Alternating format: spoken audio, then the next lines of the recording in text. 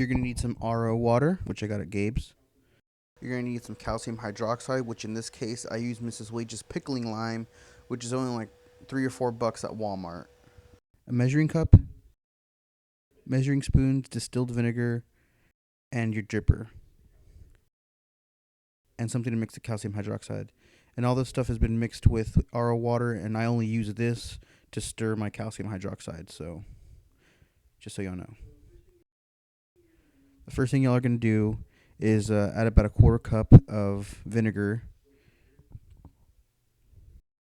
What this does is it helps dissolve the calcium hydroxide into the water.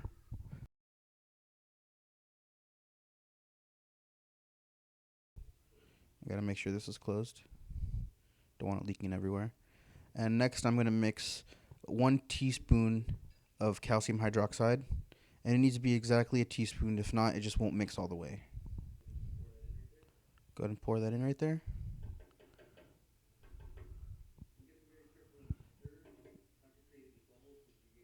And you gotta be careful when you stir, because if you create a lot of bubbles, then it creates some weird chemical reactions and it makes it less efficient in your aquarium.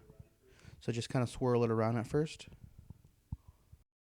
Now we're going to add a gallon of water, and I actually add a little bit less, and I'll tell y'all why in just a second. And make sure it's kind of at an angle, because if it comes in at a straight down, it creates a lot of bubbles, and it just makes it less efficient. The reason why I fill it up to only here is because I have this little hole right here. That way it lets air in, so the dripping doesn't stop. It doesn't create that little vacuum, so the dripping is continuous. And if that little hole isn't there, then it just stops dripping, halfway through the container. So now we just start mixing it really slowly, and for about a minute. Leave it for about 10 minutes. Come back to it, mix it around a little bit, and once you see that it's completely dissolved, that's when you can start dripping it.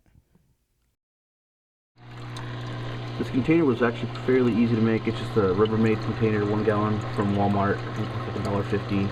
What I did is I just drilled a hole right there, and then just put the airline tubing in there, siliconed it shut, and then put a little valve right there, and you see it's dripping now.